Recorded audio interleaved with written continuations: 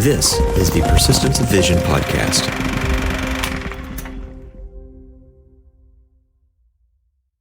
This is the Persistence of Vision podcast. I'm Clint Till, and I really wanted to bring this guy on the show, Robb Rokk, who, just by way of a little bit of backstory, Robb and I first met in 2016 at a film competition in Memphis that used to be hosted in town, the Memphis Film Prize. I had a film that was in the top 10. Robb had a film that was in the top 10 that year. And through the filmmaker networking events, we got to chatting. We figured out we were pretty, had some common tastes, had some commonality in our styles and our approaches. And then the very next year, 2017, when I was writing and directing a short film called Big and Tall, I immediately turned to Robb to see if he'd be interested in being the cinematographer. He came on board, and since then, we've done, 3 or 4 films now, I think? Yeah, don't ask me questions like that because I'm not going to remember. But Robb is extremely talented musician. He's a photographer. He's a director. He runs a nonprofit. We're going to talk all about that. But Robb, just wanted to say thank you for coming on. Really appreciate your time for this conversation tonight. Man, I appreciate you having me, Clint. I'm excited to be here. Yeah. So just by way of introduction, just give us a little bit of your backstory and, what you're doing. I know you run your own business, you run your own nonprofit, you dabble in a lot of different stuff. Give me a little bit of backstory about your involvement in video production. Well, I was a stills photographer years ago. I had a small web design and development company on South Main for a little while. The economy tanked in like 2007. I had to figure out where I was going after that. Got more into websites, just anything creative, really. While the economy was kind of slow, I had people asking me, "Hey, you're a musician. Do you run sound? Could you run sound for me on my film set?" And I was like, "Yeah, sure." So I borrowed some gear from some local guy, and I started recording audio for films. And the cool thing about doing audio on a film set is I have Batman hearing. I heard the director talking to cinematographers. I heard the director talking to talent, and listening to directors on film sets talk about their vision and what they're going for and how things ought to look, and how a talent needs to walk into a room and things like that. I just started thinking, I think I could do this. And before I knew it, a friend of mine from church said, "Hey, I'm doing a music video for a country artist up and coming in Nashville. Everybody says you're pretty creative. You want to help me do it?" It's like, heck yeah, I want to do it. We were on set a few months later in Nashville, up in Gallatin, outside of Nashville. We had like 120 people on set outside an old tobacco barn. We had line dancers. We had biker gangs. We had 4-wheel drive vehicles, all kinds of stuff. So I kind of progressed from the aesthetic, still photography, website design, and the engineering world for a technical side. And then I got into the creativity of telling a narrative story in a music video. And then I started thinking, I bet I could do a short film. So I really started learning everything I could about filmmaking, watching the behind the scenes stuff, reading, learning how to write a screenplay, proper format. I think sometimes I suffer from imposter syndrome, and I never realized that, but I think having that issue at probably a small scale, but still having that issue, I tend to study up until I know something so well before I feel like I have the right to say that I do this. I tend to, you might not think this, but I tend to keep my mouth shut if I don't know what's going on. And it's like, okay, I'm just going to keep my mouth shut, not get too involved in stuff, only ask questions if I'm just totally clueless. And I did have an instance one time where somebody said, "Okay, let's jam sync." I'm like, "Jam sync? I don't know what jam sync is." It's like, how in all my watching videos and reading about, film production, did I never hear the term jam sync? There's another time too. I'll tell you this real quick. I get a job as a sound guy to go to Oxford to film none other than Tom Brokaw. So we're setting up lights and all, and Andy goes, "Hey, Robb, run out to the van and get the jelly roll. I was like, jelly roll, gotcha. I turned around and walked out, and fortunately, this house was really long, all the way out, across the street into another driveway, and it's like, I have no idea what a jelly roll is. And I was scared to say because there are, 10 people in this room that would probably laugh me out of the room. I went out in Andy's van. I looked around, jelly roll, jelly roll, jelly roll. What in the world? That's slang for something. It's jargon. What is that? What is a jelly roll? Jelly roll. So it's going to be rolled up. It's going to be rolled up. And I look around, and I see the jelly roll, and I didn't know what it was. And I opened it up, and it said, it's got gels in it. It's rolled up. It's a jelly roll. Tell you the sense of accomplishment when I walked back in the room and go, jelly roll. You'd have thought I'd written the script or something. How long was it from audio to then becoming a shooter yourself? That was probably about 2 years. Yeah, probably about 2 years. I remember we were watching Walking Dead, and I really dug you'll recognize it, the whole zoom in, the glitchy look, and then it's out of focus, and then it's in focus. I really dug that, and I had the Canon 7D, and I had a Canon 5D by then. And I went out in downtown Memphis area. There's some industrial areas. And I went out there just looking at abandoned buildings, and I started getting B-roll because I wanted to put something together that just the footage looked cool. So I went out there, and there's tires with weeds growing out of them and broken glass and buildings and all. And I was doing this sketchy look and all. And you know me by now, when I'm doing something like that, I start thinking, oh, there's a story in here. What is that story? So within a couple weeks of that, I got a young friend of mine that I've known since he was 10 years old, 8 years old. I said, hey, you want to act in this thing? And I wrote something called And Thus It Ends. And we shot it twice, actually. The first time with Ian Campbell, and everybody said, that's pretty good. But if this is supposed to be an end of the world post-apocalyptic thing, he's too clean cut. I mean, he's a cop now. He had short hair then. He has tattoos and ripped and all that kind of stuff, but he just looked too clean cut. I said, okay, well, I'm going to film it again. And we're like, a couple of people are like, what? Do it again. I was like, heck yeah. What an amazing lesson that was for me to shoot something, edit it, hate parts about it, because we always hate parts of our art, and then go back and have a chance to correct all that. So we did. And this time we got Benjamin Beam to do this with us. And we had an army jacket and put dirt on his face and, really made the part. And we did it at a much higher level and I think it was like 4 or 5 of us, but 4 or 5 of us out there shooting. We had a makeshift dolly that I built myself, and used the new iPhone slow-mo features for some cool shots. And it turned out pretty neat. And I had my first short film. Never did anything with it. I just showed it to people I know, and they were like, man, you need to make some films. I was like, okay. And then guess what? You and I met at Memphis Film Prize within a year of And Thus It Ends. I don't know that I would have the persistence or the dedication to shoot a short film, edit it, evaluate it, say that's not working, and then go back and reshoot, all just more for a learning experience, to kind of figure everything out. Yeah, I would say that today I probably wouldn't want to do that. But keep in mind, too, that you and I, at this point in our film careers, we're not making rinky-dink films anymore. We're putting all the effort in. Back then, for that thing, that was not a ton of effort. It was me writing. I did write a proper screenplay, but it was very short. It's like a page and a half, 2 pages or something like that. And then everything else, there was no pre-production other than, can you guys be there? Can y'all be there until it gets dark? Just that kind of deal. So yeah, I wouldn't want to do one that we do nowadays. I wouldn't want to do that. Yeah, for sure. Yeah. And that's why, one of the films that you and I worked on was Mr. Responsibility, which we did in 2021.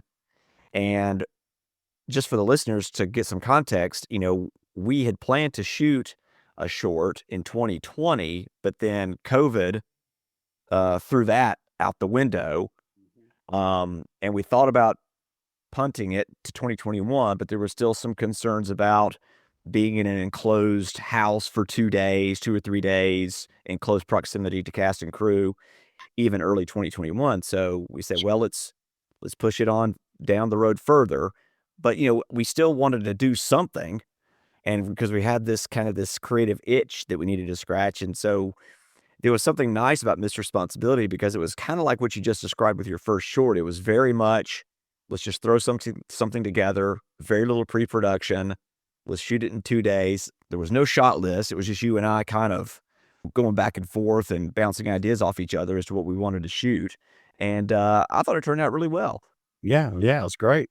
And there was something to be said about that spontaneity, when we had been so used to planning everything out and storyboarding and putting shot lists together and all this pre-production. There was something very refreshing about being light, being nimble, putting it together very quickly. I tell films because I have to tell stories. I'm a guy that wants to know people. I want to be known and to know, and we all have that need. But for me, it's like I want to know people at a deeper level. And I think with film, sometimes with the right story and the right ideas and the right script, you get to share part of yourself that how else could you share that? You can't sit and tell someone a 15-minute script, but you can film it and hope it has an impact on people. Yeah. Yeah, I kind of feel the same way that there's just, because I'm not really making any money off of doing short films. It's not my day job. You're not going to make a living producing short films, but there is just this, this drive, this motivation, inside of me that just is like, even when I don't think I've got any more stories to tell, or even when I think, this is probably going to be my last short, there's always something that comes along where I'm thinking, no, I need to do this. I need to tell this other story. I've got another idea. I've got something else I want to share and to produce. So, I love this world where I can work on many different projects, doing different things, always being stretched and always being challenged. And sometimes it's like, this is a piece of cake. And other times it's like, oh, we're going to have to figure this one out. But I enjoy the challenge. Yeah.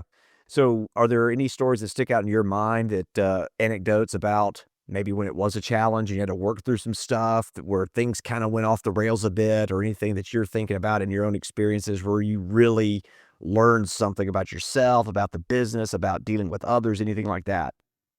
Yeah, dealing with others. Early on when I was on a short film set and the actress goes to the director, no names, of course, but the actress said, "Hey, I need a little help understanding. I need to know if," and he goes, "Okay, so here's what you do.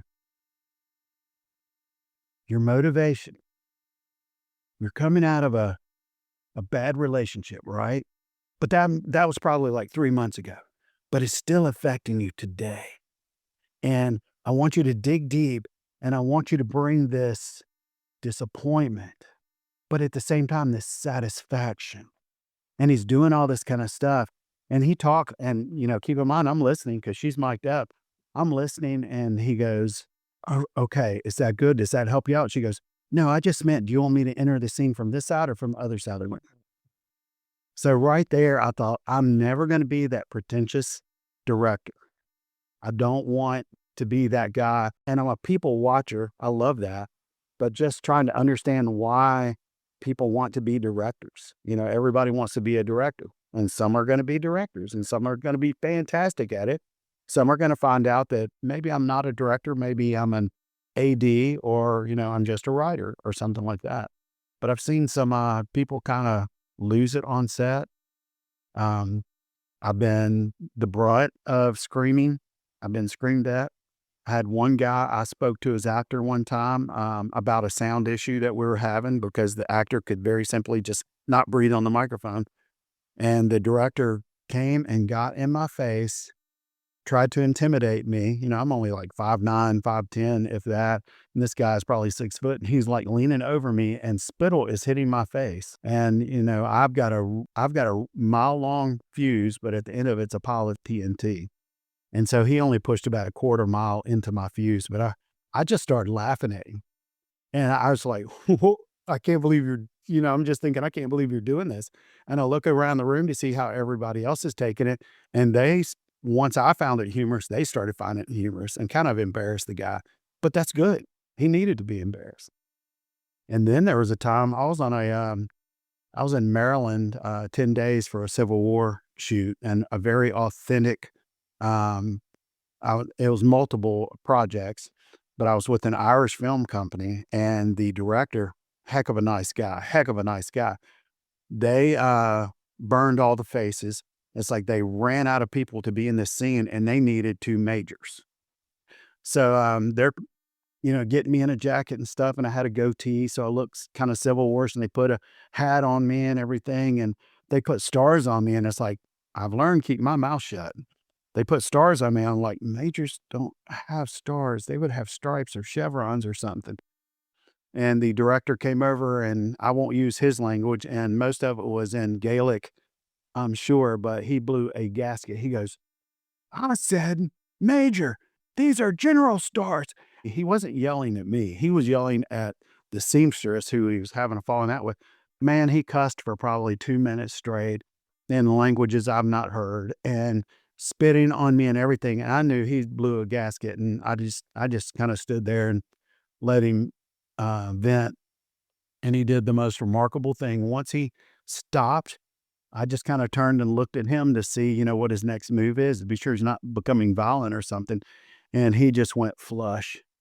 And he walked away from me about 4 foot, sat down on a stool, put his head in his face in his hands, breathed deeply a few times, and he stood up and he came to me. He said, I acted like a fool and embarrassed myself in front of you and all of creation. There's like 100 people out there watching. And everybody just froze when this was going on. And he said, would you please forgive me? And I said, absolutely, man. It's a stressful day. He goes, thank you. Kind of patted me on the shoulder, and he turned around and in a loud voice just apologized profusely. And then the crazy thing is, the next 15 or 20 minutes, we're already behind schedule.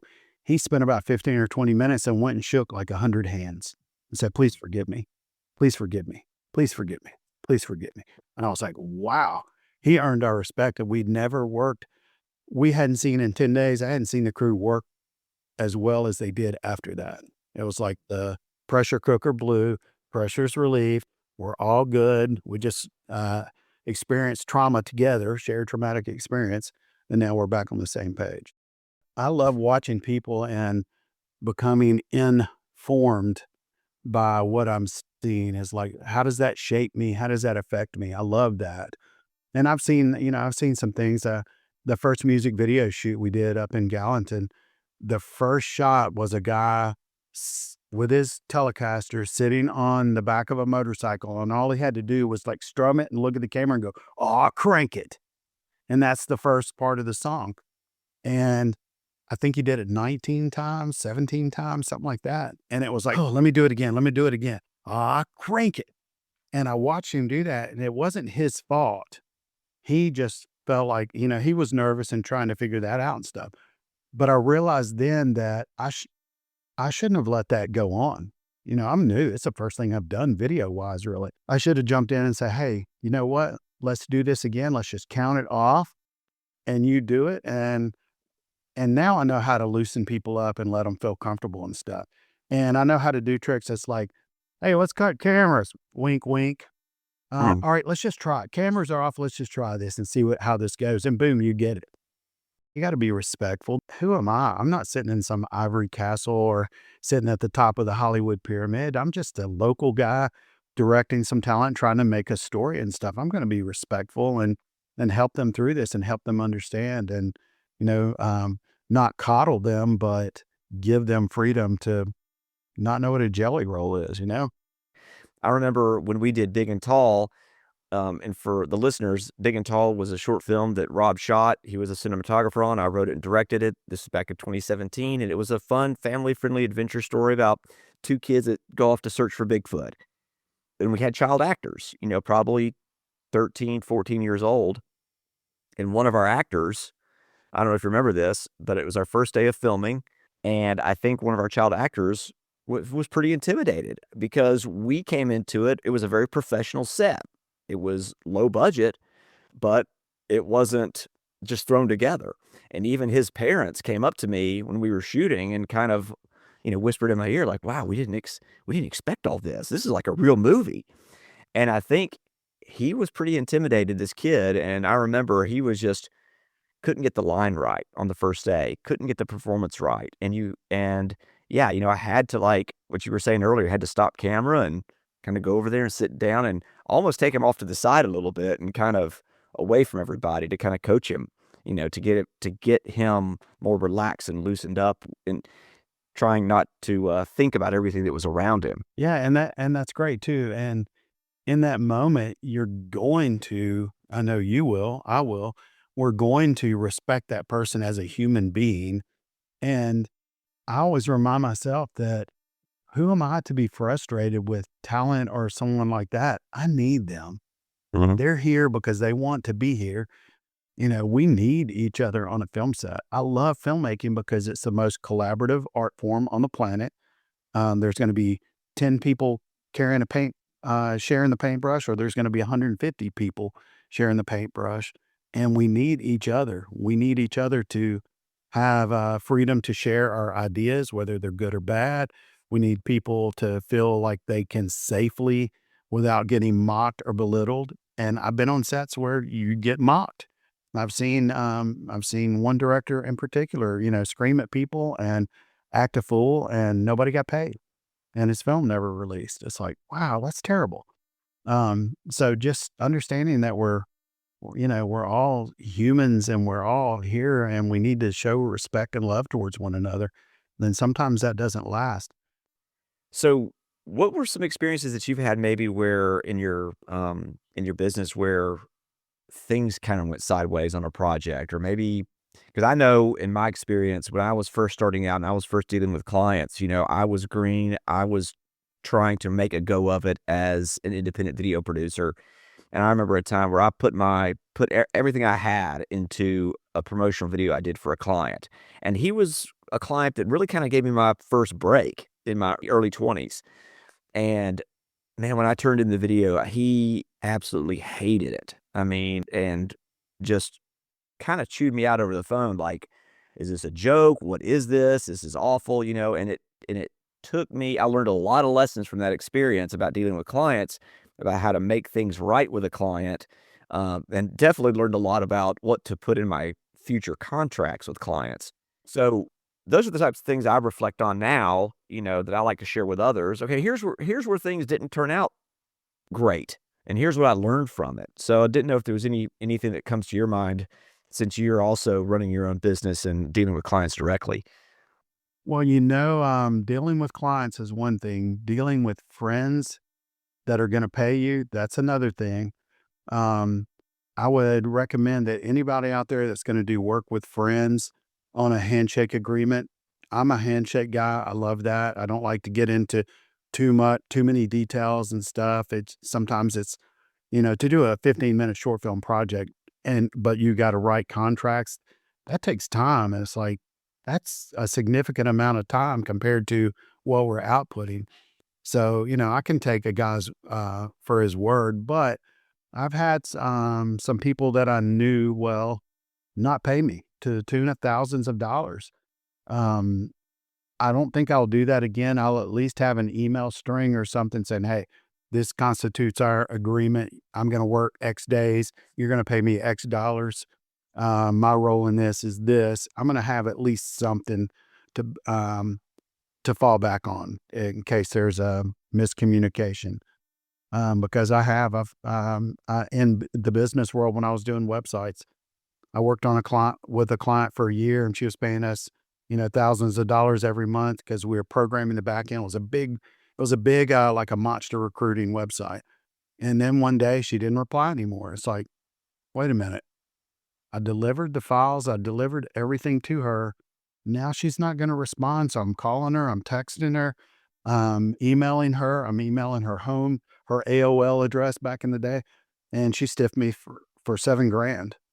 And then a couple months go by and I get a call from the Chicago group that we were working with, some of the other team members, and there's like 7 of us that she stiffed for 5 to 10 grand.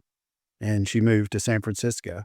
And I had a contract, but even then it's like, man, I'm not the kind of guy that wants to hire attorneys and stuff like that. What's it going to cost for an attorney to get me my $7,000? And look, we live in the day and age too. I don't know about you, but I have clients that will leave me a voicemail, shoot me an email, shoot me a follow-up email, and then text me to tell me they left me a voicemail and sent 2 emails to be sure that I got communicated. It's like that all happened one time in like a 10-minute period. So it's like I have a couple clients that when they say, hey, remember when we talked about, and it's like, give me a couple days, I'll go find that information because it's all over the place. Yeah. And now I've gotten to the point where certain clients, I will copy whatever they sent me and put it in a thread, a note somewhere so that I can kind of read chronologically how this happened and where it came in. Because it's just crazy communicating sometimes. It's crazy. So I have had in my contracts, if I'm doing a website, I'll say, who is the point of contact? Who's the decision maker? Who's writing the checks? We will only communicate via email or phone call. Text is allowed, but if we communicate via phone call or text, a follow-up email by whoever initiated or whoever received, I guess, has to happen. So we have an email thread because the communication's crazy. And that's an ongoing issue for me. For sure, people have selective memories a lot of the time. Yeah, you know, I mentioned somebody who was a website client from like 20 years or so ago. They just ghosted me. They paid me a couple grand, asked me to do their logo. They want it modernized, use the original colors. They want something that's sharp and edgy and, you know, gave me all that kind of instruction. And I started the website. They paid me a couple grand. And 20 years ago, a couple grand was quite a chunk of money. And I sent him the logo, and he said is really not crazy about it. And I'm like, okay, so what are you not crazy about? Then I got crickets. And then he didn't respond to me, and I'm still sending emails and leaving voicemails and stuff, and he just wouldn't respond to me. And I want to say he asked me at one point if he could have his money back. I said, no, our contract says that we'll finish the project. There's no refunds. It's in the contract. And then I never heard a word from him again. And he's still in business, and he's a great guy. I mean, everybody knows him, loves him and stuff, but I don't know what the expectation was. And I have been paid for hundreds of logos probably. My work is good. And I did exactly what he asked, but he couldn't communicate to me. I can sound pretty tough, but really I have tons of mercy, and I don't want to embarrass anybody. I don't want to put people on the spot. But I'm learning as I get older and the more bigger projects you do, sometimes you need to speak your mind and speak it objectively, not your feelings, not your opinion, but state facts. And I'm learning, and that's another thing too. Anybody that is going to get into business and write emails, I highly recommend this. I taught a week-long music video production class at Nashville Film Institute a number of years ago. I met Will Akers. He wrote, "Your screenplay sucks." Everybody needs to read Your Screenplay Sucks. It will help you communicate with crystal clarity.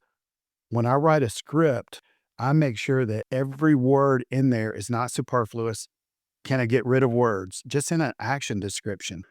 His book is full of tips for screenplays, but it applies to everyday life. So Your Screenplay Sucks will help you communicate, just crystal clear communication. It's fantastic. The last thing I wanted to cover is how you then started Desoto Arts Institute. I know you mentioned DAI, and I just want the listeners to understand kind of you then taking your experiences and what you've gleaned and everything, and then investing it into young filmmakers. So I've said this a number of times in the past. When I was a kid, I was really smart, and I got into drugs, and I wanted to be a heavy metal guitarist and all that kind of stuff. Really was messing up my young life. I really, really, truly was messing that up. And I wish I'd had someone in my life to like grab me by the scruff of my neck and say, you have so much potential. Let's do this. Let's figure out how to get you on the path. Didn't have that. And I was a kid with so much potential, and it probably would have got me on the right track early.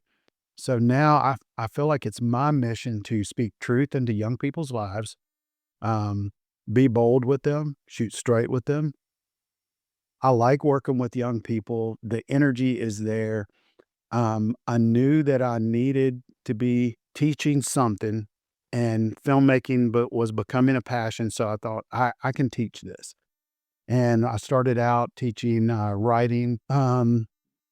Your screenplay sucks. Save the cat to like must reads for any screenwriter. Started teaching things from that. I started teaching a little bit about composition for film.